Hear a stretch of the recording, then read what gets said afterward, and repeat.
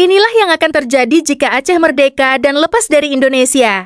Kemerdekaan bukan sekedar kata, ia adalah jalan panjang yang mengubah peta, ekonomi, hukum, dan kehidupan jutaan manusia. Wacana Aceh merdeka pernah muncul kuat di masa lalu, dan hari ini sudah selesai dengan damai lewat MOU Helsinki 2005 dan Undang-Undang Pemerintahan Aceh. Namun, sebagai bangsa yang dewasa, kita boleh membayangkan bagaimana jika itu benar-benar terjadi. Bukan untuk memecah, tapi untuk menghargai betapa rapuh dan berharganya persatuan.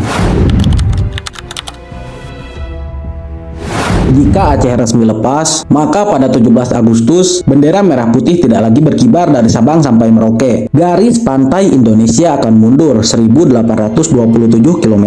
Selat Malaka, salah satu jalur pelayaran tersibuk di dunia, akan memiliki negara baru di bibir utaranya. Aceh harus membangun semua atribut kenegaraan dari nol. Mata uang, paspor, tentara, kedutaan, dan kursi di PBB. Proses pengakuan internasional tidak mudah. Butuh waktu bertahun-tahun, lobby, dan persetujuan dari negara-negara besar. Sementara itu, status hukum warga Aceh di luar negeri akan menggantung.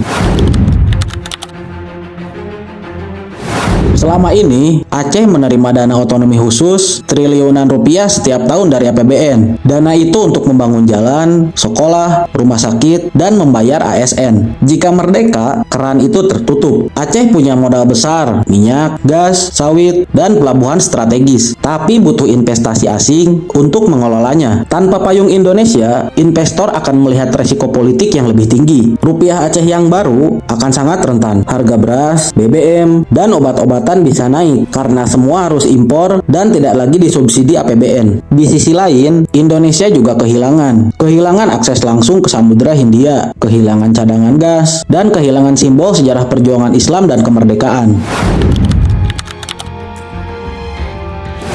Bayangkan keluarga yang terpisah. Ada orang Aceh yang menikah dengan orang Jawa, Batak, dan Minang. Ada mahasiswa Aceh di Yogyakarta, ada pedagang Jawa di Banda Aceh. Tiba-tiba mereka jadi warga negara asing. Batas negara akan muncul. Ada bea cukai dan ada visa. Silaturahmi yang selama ini ditempuh 3 jam pesawat bisa jadi urusan administrasi yang panjang. Bahasa, makanan, dan tradisi yang selama ini kita anggap punya kita bersama akan dibingkai sebagai budaya negara tetangga. Yang paling perih, makam para pahlawan. Bagaimana dengan makam Teku Umar dan Cut Nyadin? Apakah mereka pahlawan Indonesia atau pahlawan Aceh? Sejarah akan ditulis ulang, dan itu menyakitkan bagi kedua belah pihak.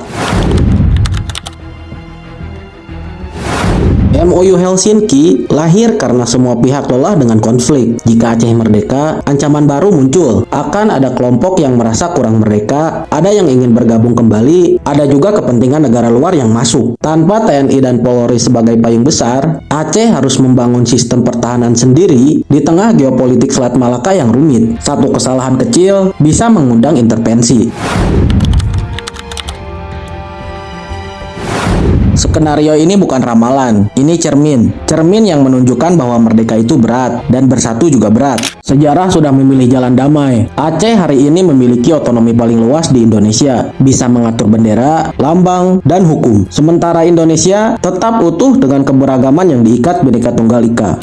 Jika kita terus membayangkan perpecahan, maka energi kita habis untuk berpisah. Padahal, energi itu lebih pantas dipakai untuk membangun jalan di Aceh, membangun sekolah di Papua, serta membangun harapan di seluruh Nusantara. Karena pada akhirnya, pertanyaan bukan bagaimana jika berpisah. Pertanyaan yang lebih penting adalah, apa yang bisa kita lakukan bersama hari ini agar tidak ada lagi alasan untuk berpisah. Indonesia tidak sempurna, tapi ia adalah rumah satu-satunya yang kita punya. Merawat rumah itu bersama-sama adalah bentuk kemerdekaan yang sesungguhnya.